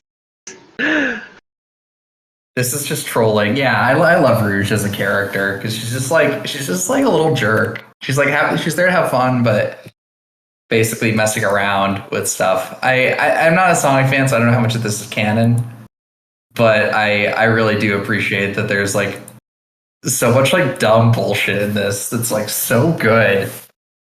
I don't know. I really like Rouge. Like I like the Vopox rotor. I like there's like a lot of little details here. And I like that she has like massive fucking titties. Like goddamn, the titty detailing is strong.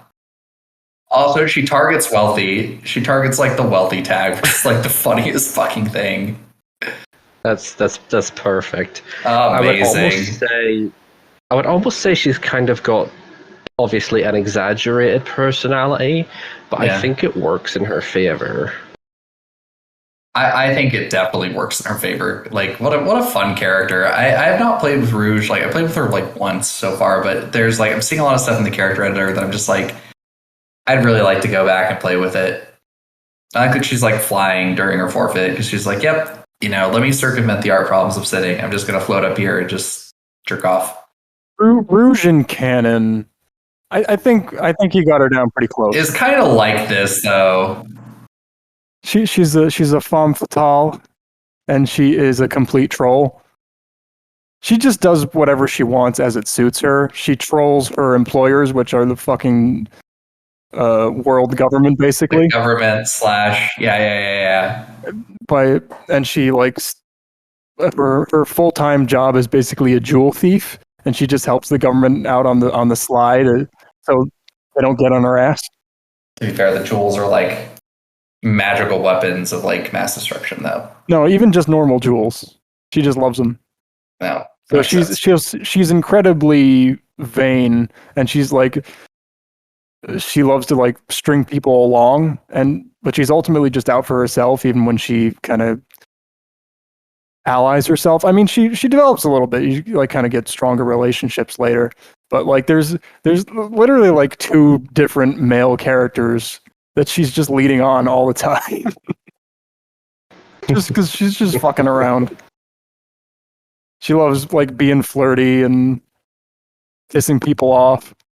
And the only thing that really pisses her off is when someone gets in the way of her and her jewels. Speaking of which, she does have this fun little thing she does where she starts stealing everything that isn't nailed down. Yeah. And starts wearing it. Everything lying around the inventory, you slowly see her in the finish stage. That's what I'm talking about. Do something fun with the finish stage. You can do whatever you want. You're not part of the game anymore. And she just like slowly accumulates more jewelry just lying on top of her. Probably the most striking thing about her is that she pops out her massive bat titties right away. Smart, really. That's what everyone's here to see. What an interesting... I hope that she and Amy Rose continue to get like interesting dynamic like dialogue between them. Fascinating. I really like her. She's got like custom breasts going on. And Make them expressions. nice and round. Yeah, the expressions are really fascinating. As you can see, even in the canon design, she's got like massive tits on this 3-foot body. If you played Sonic Adventure 2, the game she debuted, and if you just run around or glide towards the camera, they just bounce. And it's like, what a service Sonic Team did to the children of America and across the world. Just jump-starting puberty. Massive bat titties. Anyway, so with that in mind, shall we move on? Or is there any like critical feedback or anything else we want to add? Like I should give some critical feedback. Do you have any? I really don't. Admittedly, like I haven't played Rouge as much as I should. I just kind of know that anything Phonebox touches is pretty much gold. But what a good character! Like so fucking funny. Yeah, she's just fun. She's a fun addition. Great. She's having a good time. She's very much a character that would probably not mind playing strip poker. No, not at all. If it means she can get her hands on some jewelry, the family jewels, if you would. Yeah, I did some private testing with her because Phonebox asked me and Son Amy for like Sonic lore advice and like some beta testing, and I think overall like there's a couple little issues I had with like her tone and her word choice here and there. I think like just some of the places where like really minor stuff like where she puts emphasis. I think if you listen to her in the game, she has like a very breathy, sort of coy tone to her. Like she never really second guesses what she says. You know, there are characters that will kind of like say one thing and then go back on it and think of something else. And she's a lot more confident in the way she speaks. So there's little things like that. I like how she kind of has like a mid-game attitude change where she's like, okay, enough bullshitting. I do want to win, even with my tits out, to give her a little depth. Most of my criticisms were just little things. Like I think like her bangs, for instance, some of her hair looks a little flat. You could put some shading and some shadows along her forehead, make that look a little better. But on the whole, like, Phonebox is so humble, and he knows what the fuck he's doing so well. It's amazing. Godspeed, man. My life for more. Yeah, good job. Good job. You did the right thing. And bats are mammals, so she should have plenty of milk. I'll see what Phonebox does next. I also want Phonebox to finish Samurai Jack, but I'd be very excited to see what Phonebox can do. So Rouge probably considers herself something of an angel floating down from the heavens to bless us with her bat titties. Here we have a literal angel, and the sister of Panty, who's already in the game. We have the sweets obsessed, sugary gothic Lolita that is stalking Anarchy. Stalking from Panty and Stalking. I love Stalking as a character, but I also really like the way she's written in the game. Like Carble, Carble is like. Carl gets it. Between Polly and Stalking, you can just tell that he is just like a dude who fucking gets it. But Stalking is amazing. Oh my god. Anyway, That's my feeling. Snord, what do you feel? And then I'll go into more detail. I watched PSG when I was too young to be watching shows like PSG, and I thought it was. Wait, how old was PSG? Like 2009. Holy fuck! Time flies. I think it was 2010. That was 11 years ago. Oh my god! Yeah, it was 2000. It was 2010 according to the Google. Holy fuck!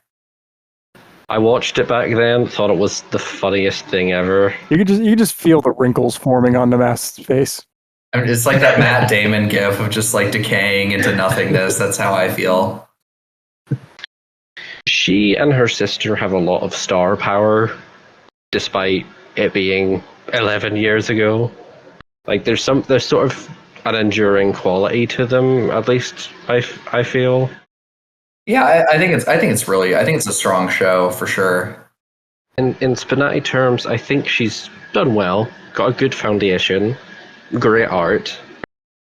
Just needs a bit more work on the writing side to make her stand out a bit more.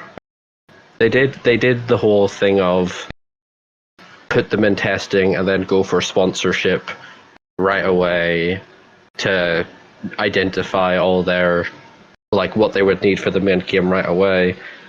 And I kind of get that, but at the same time, they also dropped her in with shy of 1,000 lines, which means there's a lot that just needs to be done with generics and filtered lines before you can really judge them, in my mind. Good foundation, but just needs the extra bit of work done. And that's about all I can really say. I think she's the better sister, if I had to choose. I mean, I would agree. I think, like, conceptually, I just like stalking a lot more. But I agree with you where it's like the foundation is really strong, but I really do think that there needs to be kind of more content here. Like 600 lines is like going for like the main roster is fine. I get it, but like really lots more dialogue needed here. That's the only real critique I have. But the character herself is very, very strong. I think like the default lines and the content there is excellent. But I'm also a big fan of stalking as a character in general, so I'm here for it. I get it. I think it's all great. I do think that it would be nice if Panty got an update and the two of them had like a more robust conversation, but stalking definitely future-proofed herself by having lines to Panty in the first place. So I'm a big fan of PSG. I really liked it, and I really like the portrayal of stalking, but I also don't want her to be like, yeah, I made stalking, and then that's it. It's like you gotta go in a little bit harder on this one, and that means like I want to see her hit like 2,000 lines, as soon as possible, because she's worth it. Like this is legitimately top 10 material if she gets the line count to bolster it. I wish I had a little bit more to say about stalking, but I played a test game with her and she absolutely ate shit. She lost like 5 hands in a row, and then somebody else lost, and then she lost like another 3 hands in a row. And just died. I don't know what her AI is, but it's kind of sad. But I usually just go with one test game and see what impression does the character leave, because that's the nature of an RNG game like this. Like sometimes you're gonna get a game where your character just completely gets fucking destroyed and pile driven into the ground by Luigi, and you still have to get the character across in that case, even when they have so little time in any given stage. And I think she generally did. There were lots of little lines here and there where she made me chuckle, or she kind of gave some background, like talking about fighting ghosts and how she loves sweets and whatever. Well, I think there was one really good line she had about like combining her two interests, engaging with sexuality, but also talking about sweets. She's like, hey, have you ever tried like covering yourself in honey or chocolate? So, that's always the kind of stuff you want to see. Give your own character's own personal take on sexuality. Really didn't like her forfeit poses because she kneels. She's on her knees. Maybe it's because she's an angel and she's just repenting. But I don't like it at all. I will always recommend that a character sits or something, because kneeling just looks exactly like standing without their calves. You can't see anything. She's got a nice thing going on with her face and the little, puffs of exhaling. But look, I can't see anything. Come on.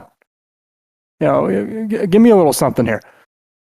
That's the benefit of Kisuke. That's like the one time Kisuke is acceptable, is when they draw their legs up and you can see the full frontal.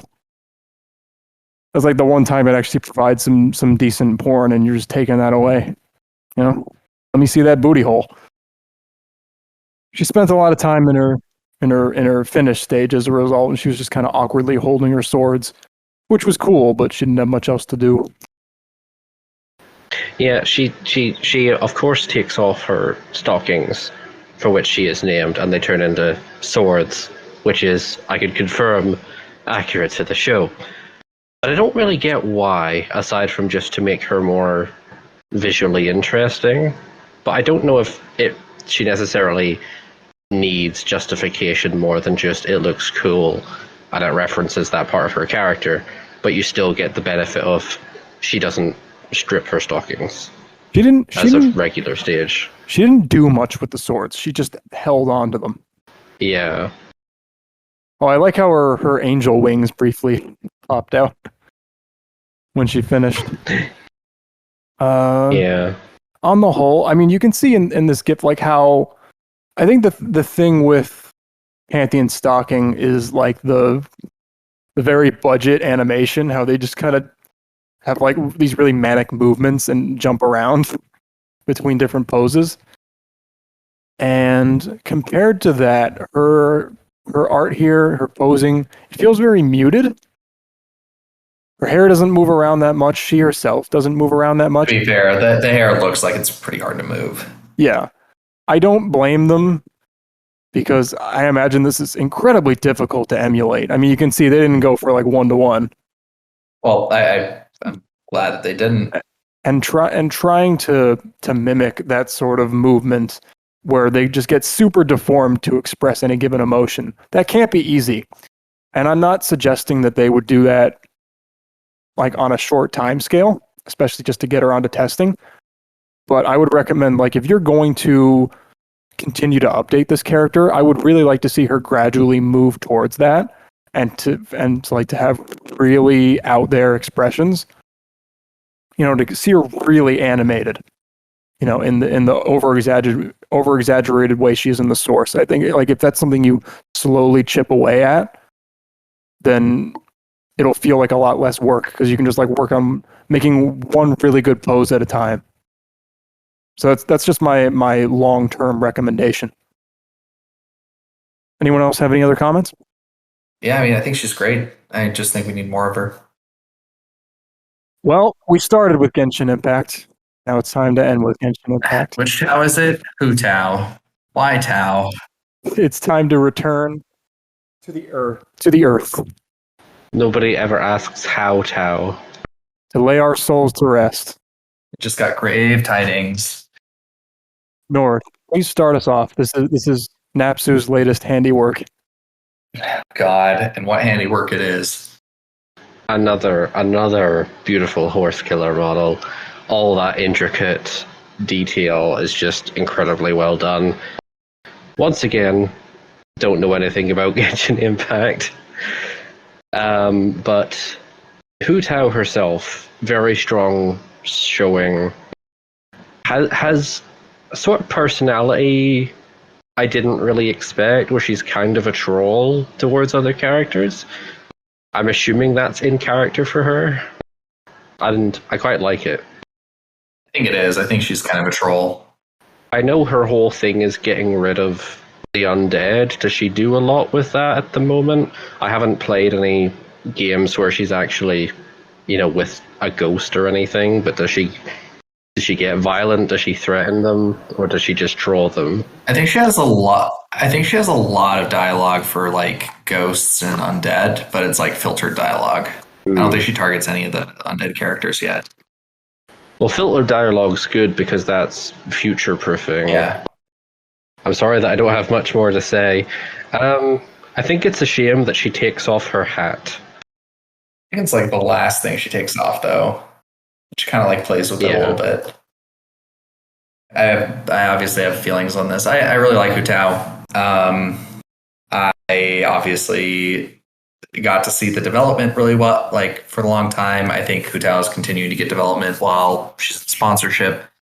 I really like her. I think it's just like very clearly undistilled Napsu. Like there's no filter here. It's all just like dumb meme thoughts the whole time, but it's nice. I really like the character. I'm glad this character exists.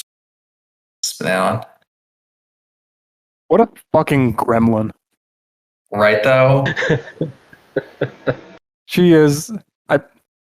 Can we have like some Rouge to Hu Tao combat? Like in terms of wow, those two talking at each other and just like trolling like constantly back and forth would be those two characters trying to out troll each other. Yeah, oh my god. Free advice. First thing, I think Rouge has the advantage because she completely fucking mogs her chest-wise like 10 times over. I think Hu Tao can take it though, because Hu Tao can turn the serious on and just like deliver a Napsu burn to be like, like, oh, we're having fun. Have you considered that like your life is worthless because you're obsessed with jewels because your daddy didn't love you very much, or just like some shit like that in the middle is just like, what? Her dad, her bat dad. Yeah, bat dad. She's a lot of fun. She did repeat herself a lot in my game because she doesn't have too many lines yet. But first of all, I fucking love this pose that she does with the ghostly, where she's like, "Ooh, I'm being spooky," and I'm saying something ominous. She uses it so much that I think she should have a variation of it because I really like it. But okay. She has a lot of dialogue, but it might repeat a lot in the stages. I'm sure. I want to find a good way to put this. I really, as usual, I think where Napsu really excels is just turning the fucking jets on in the masturbation lines. Like for a self-proclaimed good church girl, she consistently just goes full on dirty talk with no shame whatsoever. And I wish more writers had the courage to do that. To be honest, she's like. Somehow Hu Tao manages to make dirty talk out of like fucking burial and like stick me in your fucking coffin. Yeah, there's so many fucking like burial, coffin, funeral, whatever. Dig in deep. Yeah, right. It's so fucking stupid, but it's like there's so many puns. They're all puns. And how? That's what you need. I mean, how did you do it? That's like It's okay to be a little silly with the writing in this game. You don't have to be 100% serious. Even if your character is a little awkward about it and acknowledges how stupid it is, like, at least that's their thing, go with it. She fucking buries shit, so talk about how you're gonna bury your dick in her ass. All she reminded me the whole time of, have you ever seen that fucking meme of like the Facebook screenshot where it's like a 12-year-old kid and he's commenting about how I'm gonna bury my dick in your ass so hard that like whoever pulls it out will be crowned King Arthur. That's all I was thinking about. But she overall, like she just hits that. She just hits those tones of like, you play her for a little bit and you're like, I get it. I understand what her deal is. Even if she doesn't have the most volume to it yet, like it's just you just get it. And she can run with it and have a good time. I don't know why Napsu chose to go with the girl who's obsessed with death and putting souls to rest. Maybe she just likes her gremlin energy. I don't know. You'd have to ask her, but it's a choice that was made. But I don't have any big criticisms for her, other than just more volume, just filling her out. Same here. So far, I think all three Genshin Impact characters, including Noelle, have had a decent start of just getting their personality across really well. You think that the poetry thing shone through it all, Span? Or were you mostly fixated on like the death and graveyard stuff? I forgot about that. She had like all these like verses, poetic verses in her lines where she would like rhyme and shit. And it was really well done. It felt like a real poem. And it was funny, and like some of them were sexy, and I really liked them. I didn't catch on to that. I have an excuse to replay her now. As if I needed one. There's so many. I have her open, and there's so many like vagina reveal lines. There's like such an abundance of this one case. It's just like, why would you do this? I don't know. I look forward to having her target more characters. I think that's going to be great because not everyone's going to be receptive to just like being trolled, and like this person is just like not at all afraid of death and just being like, yeah. I don't know what the fuck she's going to do with my characters. I always have to play the straight man because Maya's not funny at all. But she's just like, ooh, I bet you're. We wrote some targeted lines. She's like, oh, I bet you're intimately familiar with death, and Maya's just like, yes. What's your point? It's like the fucking like Chad meme. Yes. Yes. I have crewmates who have died. What's your point? Oh my god, that could actually be a really funny interaction. Just like Hu Tao trying really hard to get a reaction out of Maya, and just like not like being really frustrated that Maya just does not rise the occasion. It's not impossible to get a rise out of her, but she's just like, she's not going to play along. She doesn't like laugh, damn you. She doesn't say anything in a fanciful way. You know, she's just matter of fact. It's like, right. I have known people that died. All right. Well, that's Hu Tao as usual. Good job, wife. You did it. If we're not at the 2-hour mark yet, I think we're approaching it. So let's end off with one final entry. Let's do Syrenne and then like lightning round for the Halloween skins. I think we can get this in one episode. Sure. Let's try it out. Right. Let's see how we feel about Syrenne. Syrenne. Okay. Syrenne is. I think it's Syrenne. I asked him about it, and it's like syringe. God, the new model is so fucking cute compared. Like, it's such a good upgrade. This is Syrenne from the last story. She is returning to testing with a model update, and I'm assuming some dialogue. Do we have a visual of the old model? Oh, I might have it somewhere. I just saw it when I was remaking her or replacing the screenshot of her in the feedback poll because it's like a time capsule. You see it from a year ago. Yeah, it's a big improvement in the face. She's a little wall-eyed. The old one, I mean.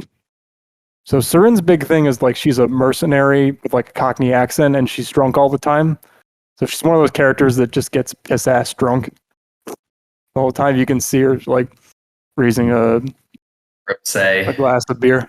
I think her mechanics are that she gets more drunk depending on how things are going.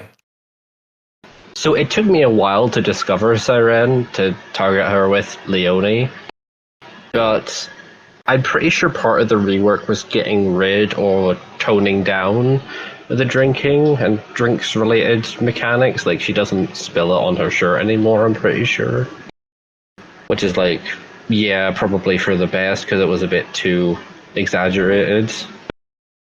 The art is really good. Like, the tattoos and all, well done. Haven't played a game since her rework came out, though, which, you know, shame on me, but I like her, like, from when I played her before. Yeah, I mean, I think I've always really liked Syrenne. I think the problem with Dorian's writing as a whole is like he does such quality work, but he does like really strong niche characters, which it's not like at all meant to be like, oh, write a mainstream thing. It's more just like I would love to see these really great characters engage, like maybe with the top 10 in a roster, just to like get some dialogue started. Because I think his characters are all super strong, but it's just hard to like it's kind of like they're unremembered gems, and that sucks because like they're really good. But I would love it if like Dorian as a writer started to target like the top like 10, 20 people in the roster to get those conversations started. Like they're definitely, his characters are definitely worthy of being targeted on their own, but it can just be hard to remember and like the kind of rigmarole of things. I think new Syrenne is so good. Like I think she's got the art to match like this incredibly well written personality. It's really exciting. She's a good character choice because who better to show up to like some trashy strip poker bar than a mercenary who's already like half in the bag and ready to get her tits out. So like, good choice. Yeah, I'm curious. I want to see like, maybe I need to keep up with her more, but I want to see like a real like mission statement from Dorian. Like, where do you really want to take this character compared to like where she was before? Because it's a visual upgrade already. But I'm curious, like, what did he think was missing from the old one? Galatea is probably still my favorite of his work. Galatea is phenomenal. But Syrenne is definitely. I thought she was pretty good already and just kind of overlooked, and I'm very happy to see her get some attention, and I want to see where it goes in the future. I want to say her eyebrows are a little too light. If I squint, it looks like she doesn't have any. I see what you mean. I didn't even notice she had eyebrows. All right, that's our feedback. Make her eyebrows darker. Yeah, well, But I think what I always liked about Syrenne, not besides the sociable nature of her character, like as a character choice, is her really unique way of speaking because she goes really hard, and I think it's a Cockney accent she has. You fucking what, mate? You what? Very kind of rough and tumble, working class sort of aesthetic. You fucking what, mate? You having a gander? She does Swear say on me mum. She says bloody a lot. Swear on me mum. She does say bloody a lot, so she is British. George, you're from what, Northern Ireland, right? Correct. God. Unfortunately, what's your take on all the different the many flavors of British? Do you have any Cockney speaking friends? What the Syrenne is a good character. Keep up the good work. Thanks. Good.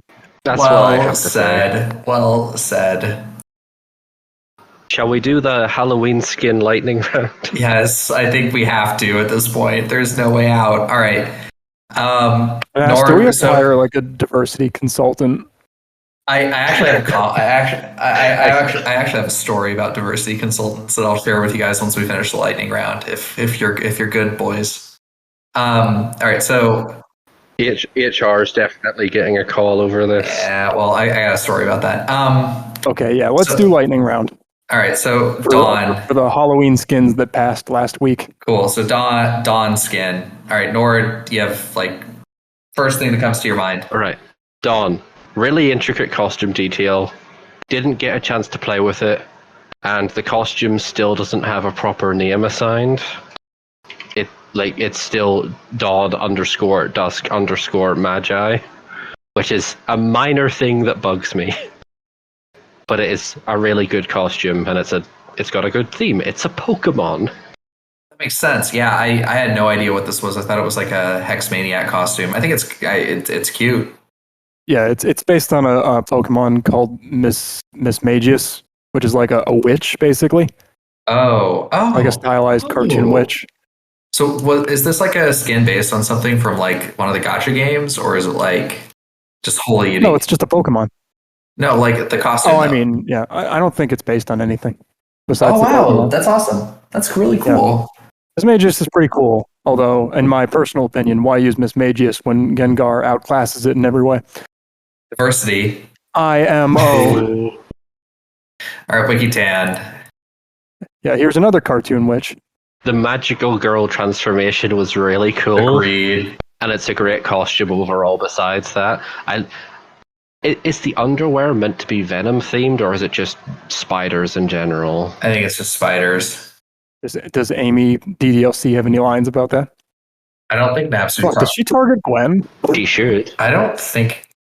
I gotta look at the character editor right now. Does she target Gwen? I don't think she actually does. She has a whole thing with spiders. Wow, that's really fucked up. And I like wrote Gwen originally. Wow, she's like not. She targets Gwen like barely. Wow. She just says like a spider themed superhero. Wow, that's really. And that's it. Pretty much. Napsu, come on, man.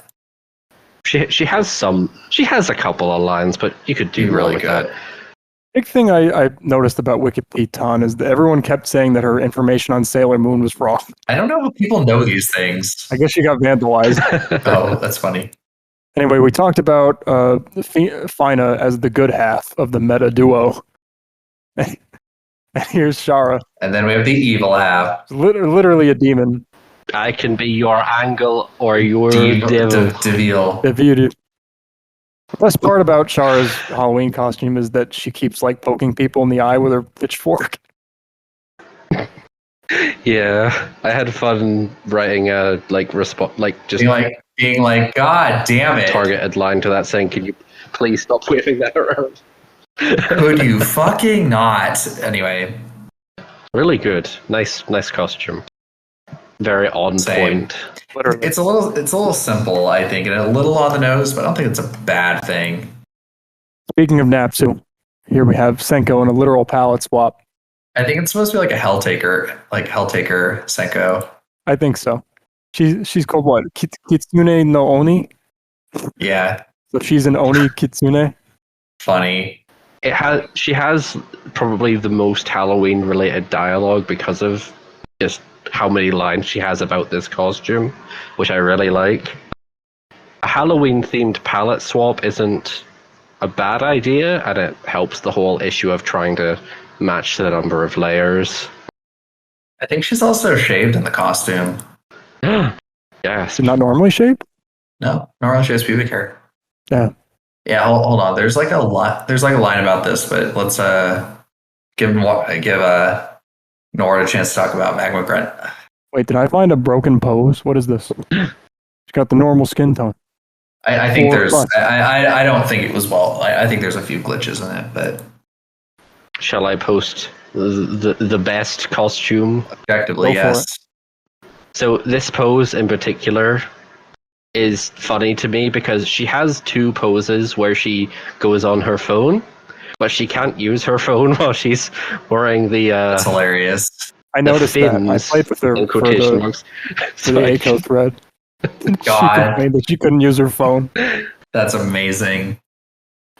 After making Petra's costume over like 2 weeks, I was like, shit, I forgot to make the shark costume, and I rushed it in 2 days, which I keep saying is very on point for Magma Grunt.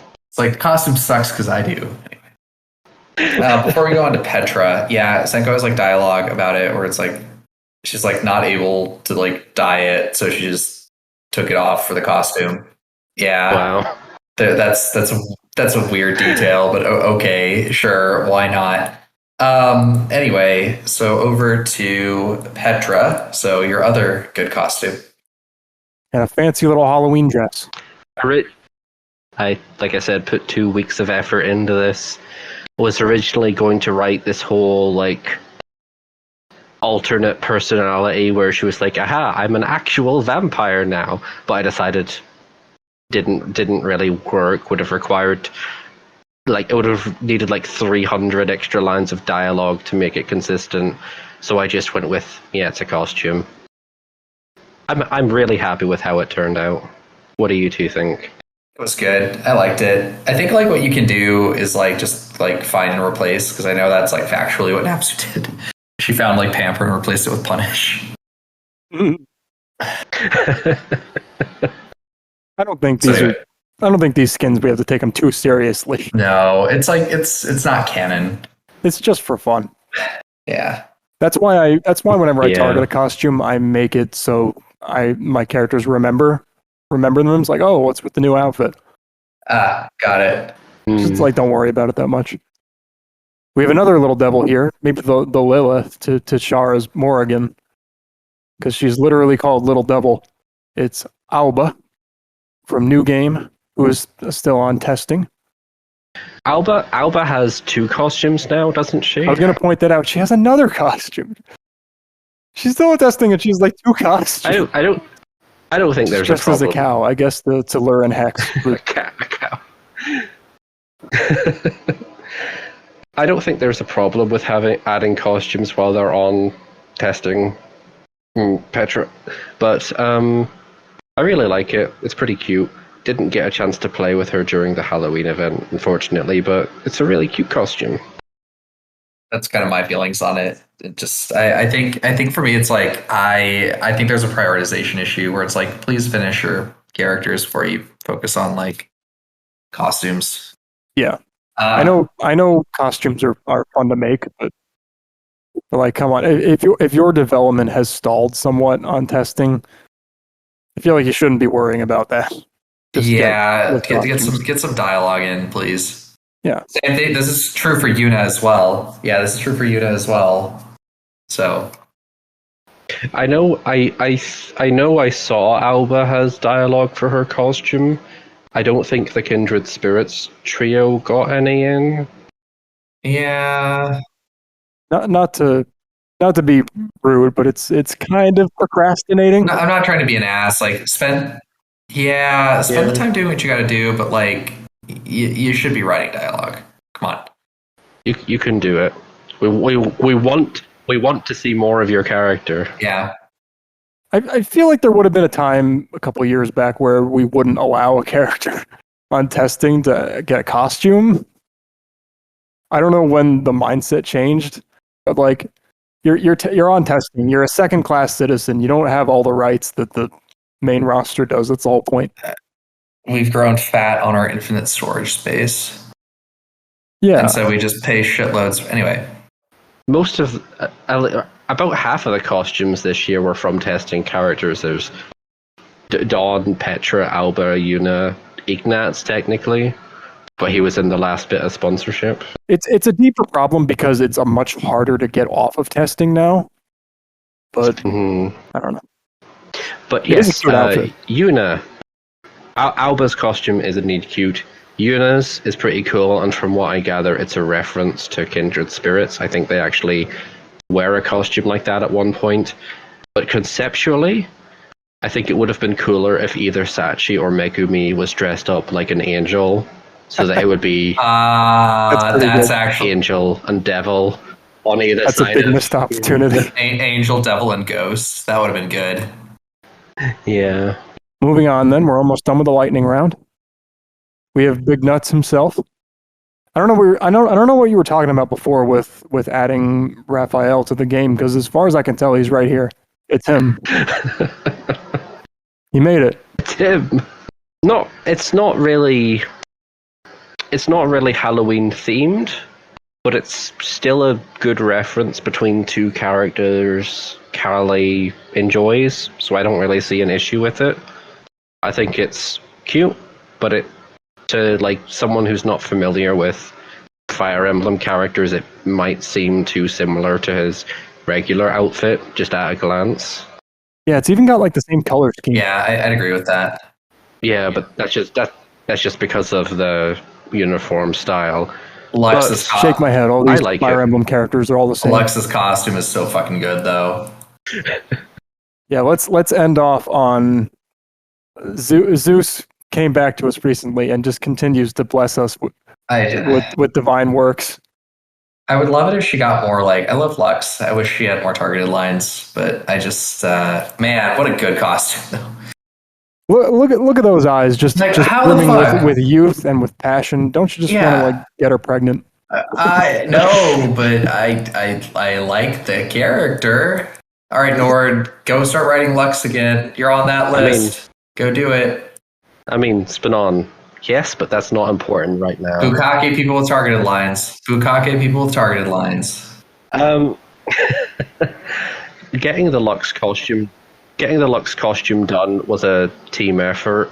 If I can just finish off, Zeus did the costume, but didn't have the ability to pose it all in Got time. it. So I very quickly did as many poses as I could, and Alias wrote the costume-specific dialogue, and then Zeus rounded off the last of the poses, and that's how we got it in time.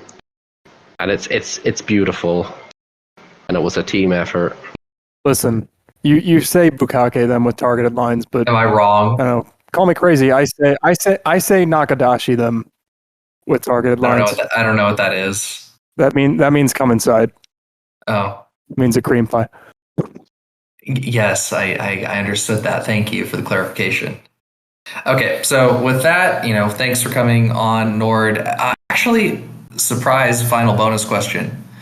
If you were going to give one of your characters a Halloween costume, to one that doesn't already have it in Nord's case, what would you do and what would it be about? And also, what character in the game would you most want to see a Halloween costume for?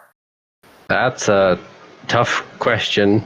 I couldn't think of any interesting costumes for Leonie, and that's really my only other character right now, aside from ones that are work in progress. I don't even know what sort of Halloween costume I could give Leonie. In terms of characters that don't already have it, I'm also drawing a blank. I would definitely give Natsuki a magical girl Halloween costume. Just dressed up as Monica. And I would be there for that. But I'd also have to make someone else do that work. So we'll see. I've got one. Okay. Mercy. Witch Mercy. Oh yeah. Everyone would want that. Well, isn't Witch Mercy already? Well, it was kind of in the game in that epilogue where you fucking died and went to hell. That was Devil Yeah. Mercy. Oh, there's a difference. Yeah. I don't know all these skins. Listen, I only look at Overwatch characters when their clothes are off. But what about when her clothes are off, except for the witch hat? Gotta think about that, huh? Yeah.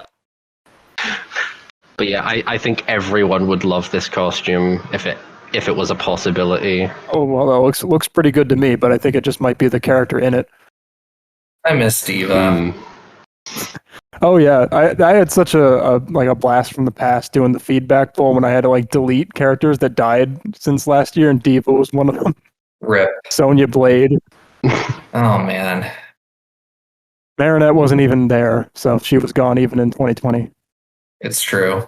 Marinette was on test from most of 2020, and then I just didn't update her.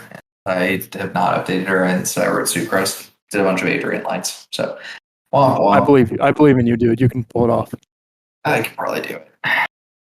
My characters really don't have any Halloween costumes. The best I could find is this one weird promotional thing. Space Ghost Mia. It's Maya as a nurse. Space Ghost Maya. Space Ghost Maya. Nurse Maya sucks. Evil Nurse Maya sucks. Space Ghost Maya. What is it? What is a space ghost? Evil Maya. Have you not heard of Space Ghost Coast to Coast? No. Cool. All right. Here you go. Here's Space Ghost. Or just a Scooby-Doo Space Ghost, whatever. Why? I don't know. It's the only thing that comes to mind. So I'm more interested in doing a summer outfit personally, because there's also promotional stuff with her in a bathing suit, nice one piece. Yeah, but it's not. Yeah, but it's not summer. It's Halloween. Summer lasts longer. Only if not in your not in my heart. But anyway, all right. I don't know if I have it in me to give any of my characters a winter costume. I definitely do not care enough. Maybe could have a winter costume. She could have a Christmas costume. It's in her epilogue already. Ooh. That could be good. She's pretty cute. Are we ready to end things off? That was a bit of a long one. I think we're good. All right, guys. Good luck. Have fun. GG. Thanks for coming on, Nord. Thanks for being a good guest. Thanks for being a good co-host. As always, The Mask, is there anything that either of you would like to say to conclude things? Fuck bitches, get money. Thank you both for being wonderful hosts, and it's quite serendipitous you brought me on to talk about my characters It's almost Twice. like it was planned. 3 times. I know we went a little long, but damn, we Wow. got through everything. Yeah, we did. We're up to date. We did it for the first time. Well, next time we have a few testing characters slated for next time because they came out pretty recently. But Yeah, stay we did. tuned. Cool. All right, guys. You all right there? Talk to you Mask? soon. What? You all right there? You like had a big sigh. No, I'm just tired. All good. All right. See you guys next time. All right, thanks everyone. Peace. Ciao. All right, hold on. I gotta. Kill Craig. Kill Craig. Sorry, it's dark. I haven't turned my light on. I can't see my keyboard. Why have you done this? I gotta go by touch.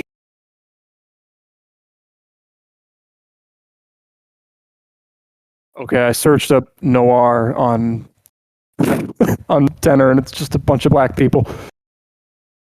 Oh. Okay, if I include Hyperdimension, I think here she is. Found some stuff with her.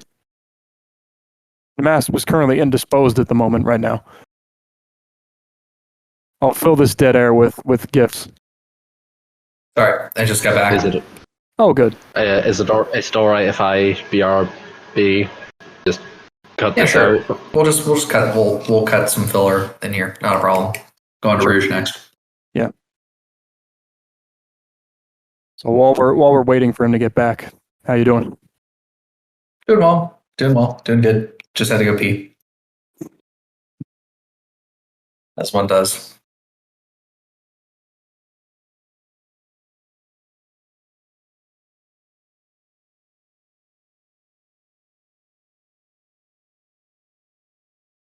Since we're cutting this out, let's just take a minute and catch up on some stuff. Go stretch.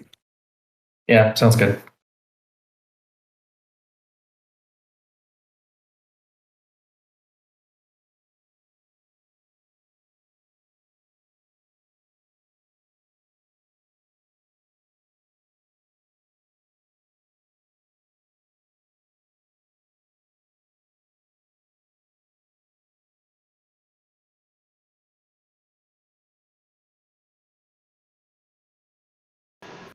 Okay, I'm back. Thanks, Ben. I stepped away for a second. This is when he gets back, ready to go. I'm here. Okay.